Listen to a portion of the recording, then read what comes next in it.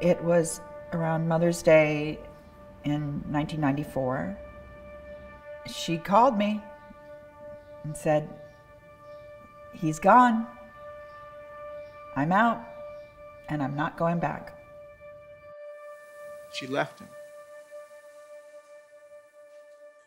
She was no longer in his control. He was obsessed with her. He could not stand to lose her, and so he murdered her. In his mind, she belonged to him.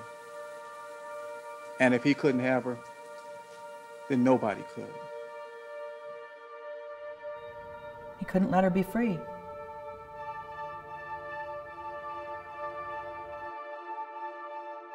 June 3rd, 9 days before she was murdered.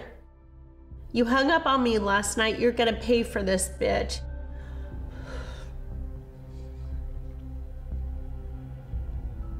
You think you can do any fucking thing you want. You've got it coming.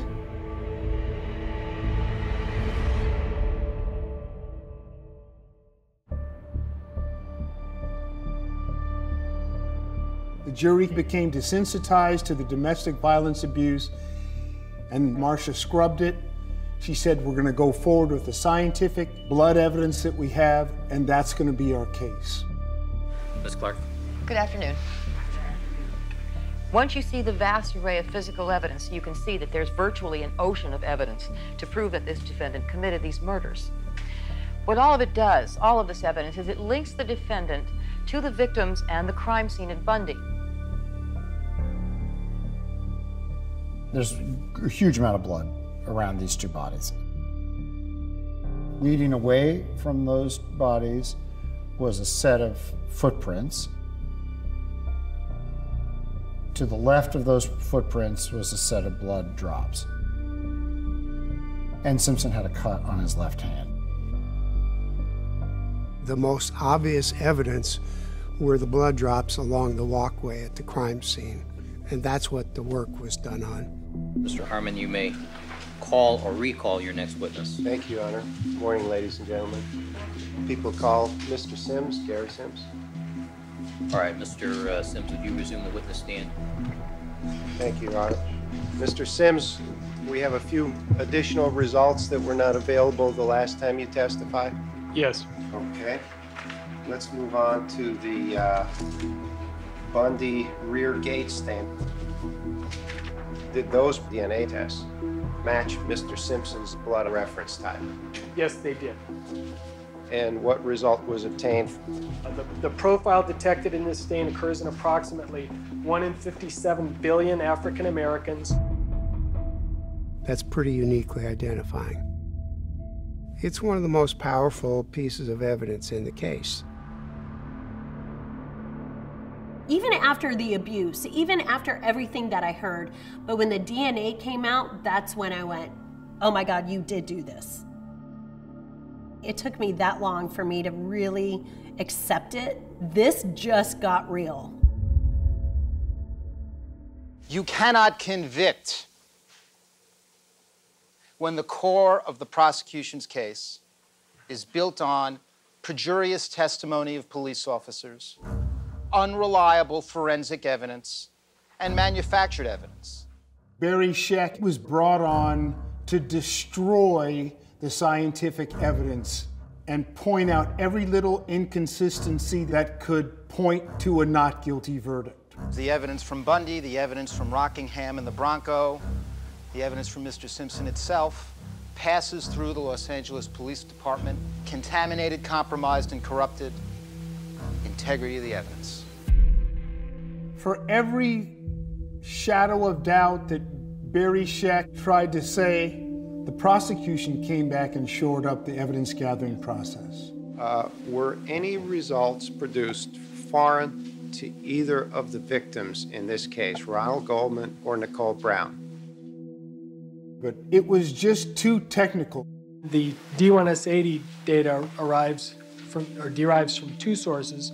The African American and Caucasian D1S80 data is from the... It was exhausting. Could you please describe the frequency of the combined type that you produced from DQ alpha in this case Keep in mind the charge to jurors, and that is to acquit if there is reasonable doubt. This would be just DQ alpha. Just DQ, I'm not asking you. And complexity breeds doubt.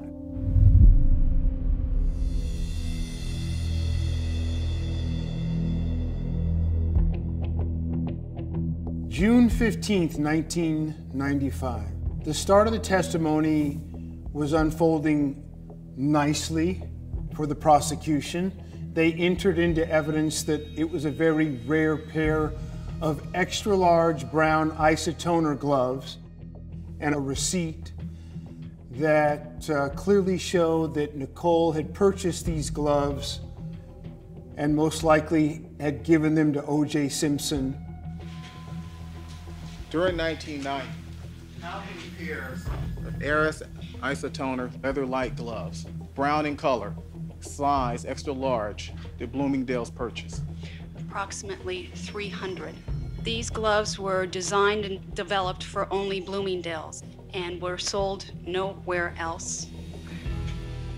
I saw the glove on the evidence table and I took a look. Now, I have a size 9 hand, and I'll show you the left one because the right one is crippled. But I said that's going to be tight on me. O.J. Simpson's hands are bigger than you are. And I said, if those are tight on me, they'll never fit O.J. If they don't fit O.J., he's out. So I walked up, did a quick try on. They had a rubber glove inside them. I couldn't get them on. So I said to Chris Darden, you know, you're a good fellow, Chris, but you've got the balls of a stud field mouse. And he went bananas. How could you say that about me? I mean, you really had a thin skin. And I knew it. And I said, because as you stand here, you know that glove won't fit O.J. And if you don't ask him to put it on, I might. Darden took the bait. Your Honor, at this time, the people would ask that Mr. Simpson step forward and try on the glove recovered at Bundy as well as the glove recovered at Rockingham. All right, the record should reflect that, as is our practice with these gloves, Mr. Simpson will have a pair of latex gloves on while doing this.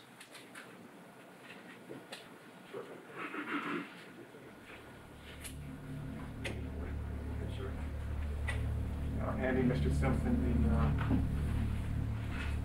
the glove from Rockingham. That's People 77. Yes. Mr. Simpson seems to be having a problem placing the glove on his hand. Let's just be honest. O.J. wasn't a great actor, but on that day, he sold it to the jury that the gloves didn't fit.